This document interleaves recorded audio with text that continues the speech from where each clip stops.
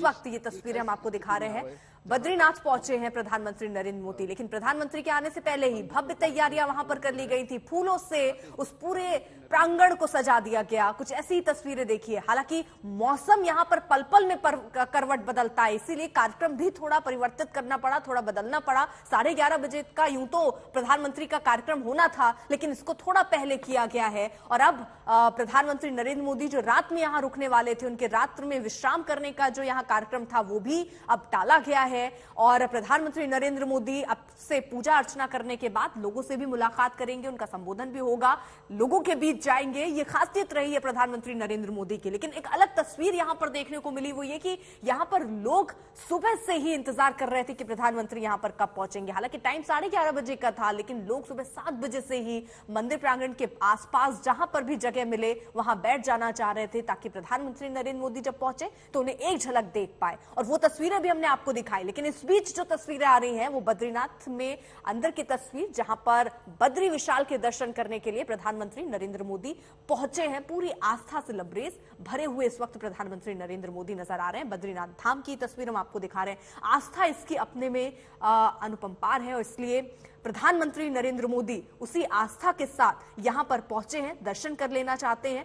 यह माना जाता है कि यहां भगवान भोलेनाथ का पहले निवास था, लेकिन बाद में भगवान विष्णु ने इस स्थान को भगवान शिव से पुत्र के तौर पर मांग लिया था, जिसके बाद भगवान विष्णु यहां पर वास करने लग गए थे। राजीव, अब यहां पर भी पूजा अर्चना में लीन नजर आ रहे हैं प्रधानमंत्री मोदी। अंतर्गत के देशे हिमवत पर्वते के देशे केदारखंडे केदारखंडांतर्गत अभिमुक्त बद्रिकारण्ये सुमेरोः दक्षिण पार्श्वे अलकनंदायाः दक्षिणे कूले नरनारायण पर्वतयोर्मध्ये पंचशिलाभ्यन्तरे भैरवी चक्रे उर्वशी पीठे नारद क्षेत्रे तस्मिन् श्री बद्रीश्वरस्य मंदिरे श्रीमन्नारायणस्य बद्रीश्वरस्य चरणारविन्दयोः सम्मुखे बौद्धावतारे षष्ट्यब्दानां मध्ये राक्षसनाम संवत्सरे सूर्य दक्षिणायने मासानां मासोत्तमे शौरचन्द्रेण महामांगल्यप्रदे कार्तिके मासे अस्यां भृगुवासरूपे तायां मघा नक्षत्रोपृक्षायां कार्तिक कृष्ण रमा एकादश्यां शुभ पुण्य तिथौ, एक संयोग है, आज एकादशी है और रमा एकादशी भगवान के चरणों में, और एकादशी की उत्पत्ति बद्रीनाथ में ही हुई है। तुला राशि स्थिते सूर्ये, सिंह राशि स्थिते चंद्रे, मिथुन राशि स्थिते भौमे, कन्या राशि स्थिते बुधे, मीन राशि स्थिते देवगुरौ, तुला राशि स्थिते दैत्य गुरौ, मकर राशि स्थिते शनौ, मेष राशि स्थिते राहौ, तुला राशि स्थिते केतौ, एवं षद्गुण विशेषण विशिष्टायां शोपुण्यतो गोत्रः नाम्नः राशि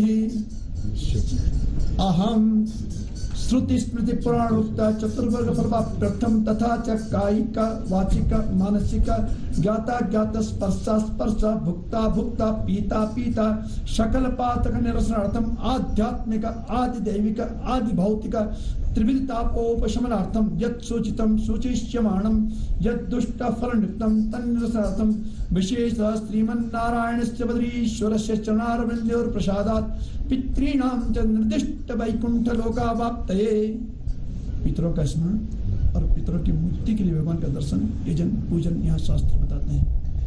गच्छन्तम बद्रीं दृष्ट्वा स्वं वंशं पितरो मुनि क्रीडन्ति निलयम विष्णु वैकुंठो प्राप्नुवयम्, मेरा कोई वंशज बद्रीनाथ जावे और भगवान को प्रणाम के बाद मुझे स्मरण करे तो हम मुक्त हो जाएं, ऐसा शास्त्र में कहा है। अखिल भारत राष्ट्रस्य कल्याण कामना अखिल विश्वस्य कल्याण कामना सर्वे भवन्तु सुखिनः सर्वे सन्तु निरामया सर्वे भद्राणि पश्यन्तु मा कश्चित् दुःखभाग् भवेत् इति कामनया भगवतः श्री बद्रीश्वरस्य राष्ट्रीय वैदिक मंत्रैः स्तवन कर्माहं कारयिष्ये।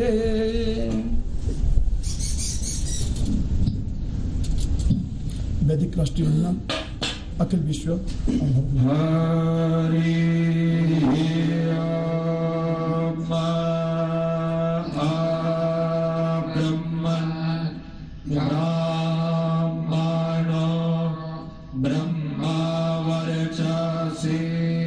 जायता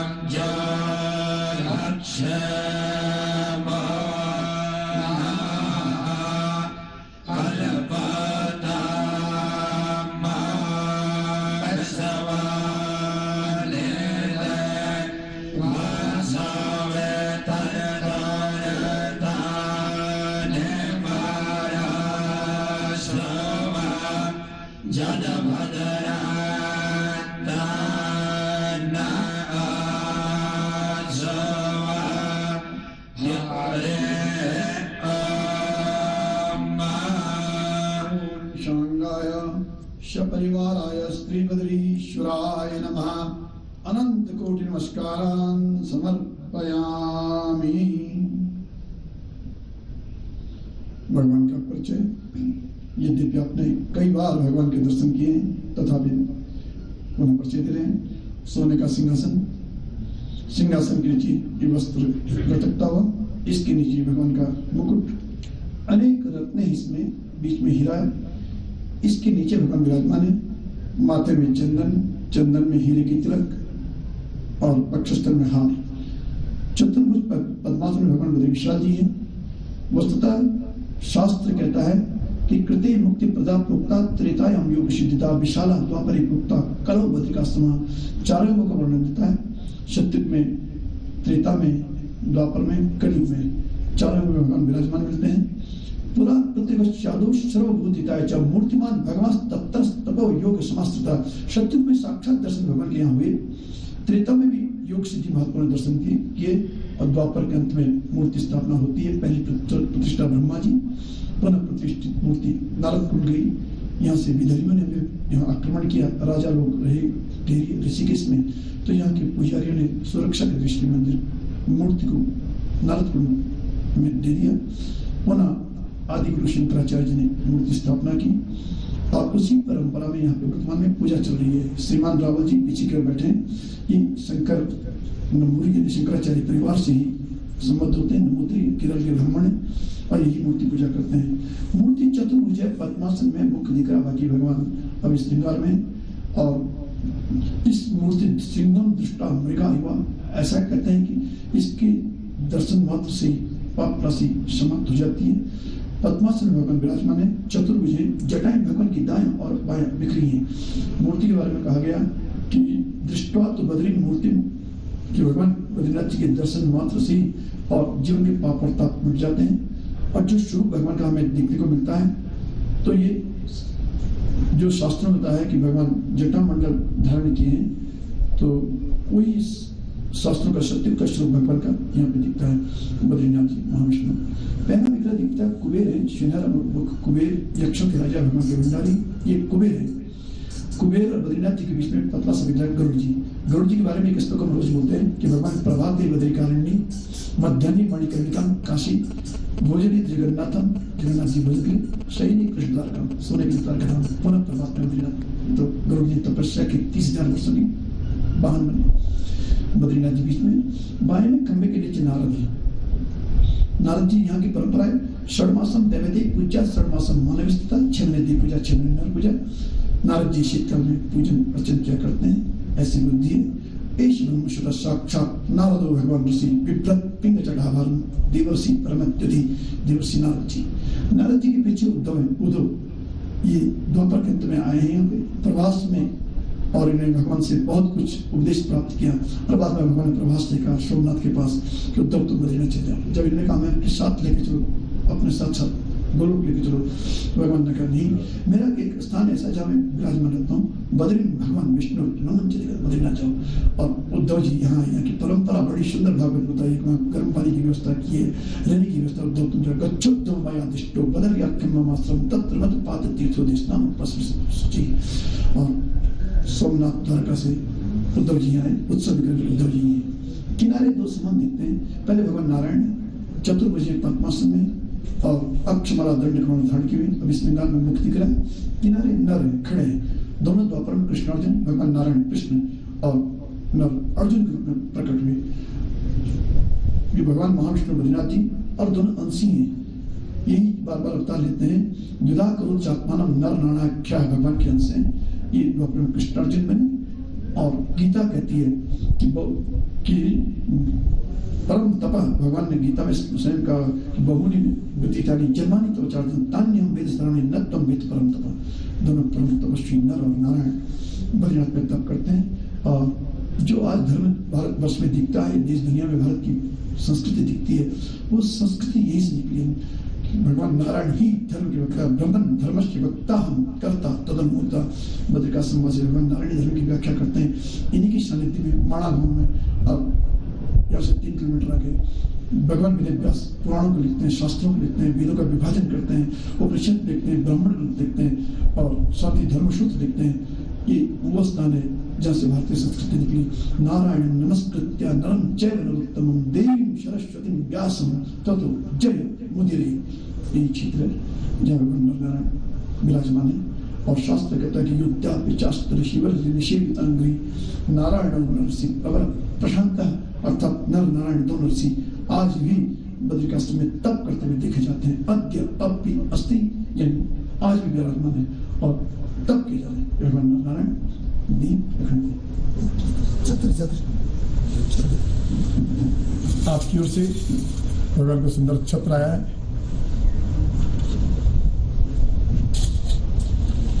रावल जी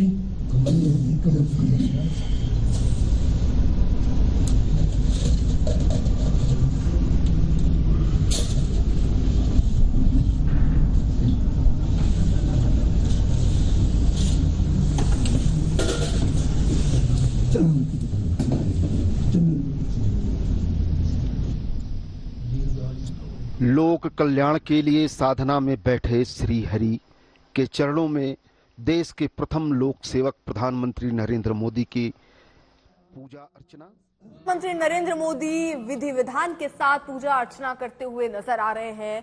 भक्ति पथ पर एक तरीके से कहिए प्रधानमंत्री नरेंद्र मोदी अटूट भक्ति करते हुए यहाँ पर बद्री धाम जब पहुंचे प्रधानमंत्री नरेंद्र मोदी, तो देखिए पूरी विधि विधान के साथ यहाँ पर पूजा अर्चना करते हुए मंत्रोच्चार को हम अभी अब से थोड़ी देर पहले सुन पा रहे थे कि किस तरीके से भक्ति में लीन प्रधानमंत्री नरेंद्र मोदी इस वक्त नजर आ रहे हैं। श्री बद्रीनाथ मंदिर में दर्शन और पूजन इस वक्त कर रहे हैं। उसके बाद के भी उनके कई कार्यक्रम रहने वाले हैं और प्रधानमंत्री नरेंद्र मोदी जब यहाँ पर पहुंच रहे हैं तो सौगातों के साथ पहुंच रहे हैं। हेमकुंड रोपवे की आधारशिला प्रधानमंत्री नरेंद्र मोदी को रखनी है, जो कि गोविंद घाट को हेमकुंड साहिब से जोड़ेगा। ये रोपवे करीब 12 किलोमीटर लंबा हेमकुंड रोपवे होगा। अभी जो वक्त 18 से 20 घंटे इस यात्रा में लगते हैं, वो सफर अब इस रोपवे के निर्माण के बाद 45 मिनट का हो जाएगा। प्रधानमंत्री नरेंद्र मोदी सौगात के साथ यहां पर पहुंचे हैं, लेकिन भक्ति में इस वक्त प्रधानमंत्री नरेंद्र मोदी नजर आ रहे हैं। पंडित विनोद भारद्वाज भी हमारे साथ इस वक्त जुड़े हुए हैं। पंडित जी, जिस तरीके से प्रधानमंत्री नरेंद्र मोदी पूरी तरीके से तल्लीन नजर आ रहे हैं, भक्ति के रंग में रंगे नजर आ रहे हैं, आज के दिन को किस तरीके से आप परिभाषित करेंगे? किस तरीके से ये महत्वपूर्ण हो जाता है आज का दिन? जी, निश्चित रूप से, क्योंकि जो भी हमारे अंदर की श्रद्धा है, जो भक्ति है, वही हमारे जीवन का सकारात्मक स्वरूप बनता है।